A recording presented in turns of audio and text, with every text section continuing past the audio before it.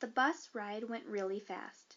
I sat by the window, and Jack was next to me in the aisle seat. Summer and Maya were in front of us. Everyone was in a good mood, kind of loud, laughing a lot. I noticed right away that Julian wasn't on our bus, even though Henry and Miles were.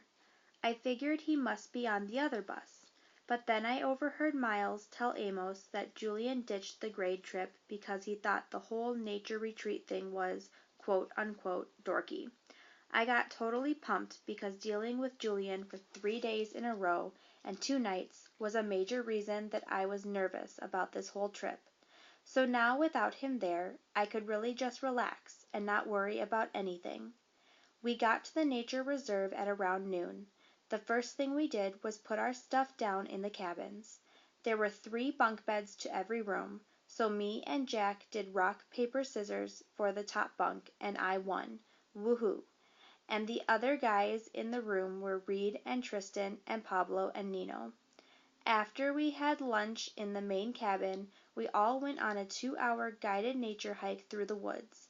But these were not woods like the kind they have in Central Park.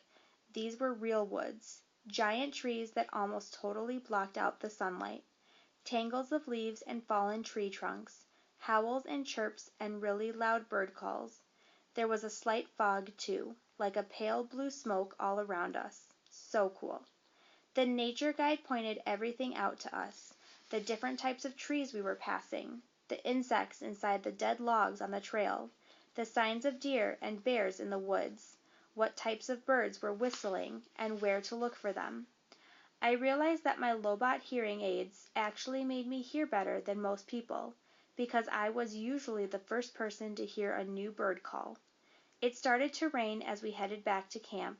I pulled on my rain poncho and pulled the hood up so my hearing aids wouldn't get wet, but my jeans and shoes got soaked by the time we reached our cabins. Everyone got soaked. It was fun, though. We had a wet sock fight in the cabin. Since it rained for the rest of the day, we spent most of the afternoon goofing off in the rec room. They had a ping-pong table and old-style arcade games like Pac-Man and Missile Command that we played until dinner time. Luckily, by then it had stopped raining, so we got to have a real campfire cookout. The log benches around the campfire were still a little damp, but we threw our jackets over them and hung out by the fire, toasting s'mores and eating the best roasted hot dogs I have ever tasted. Mom was right about the mosquitoes. There were tons of them. But luckily, I had spritzed myself before I left the cabin, and I wasn't eaten alive like some of the other kids were. I loved hanging out by the campfire after dark.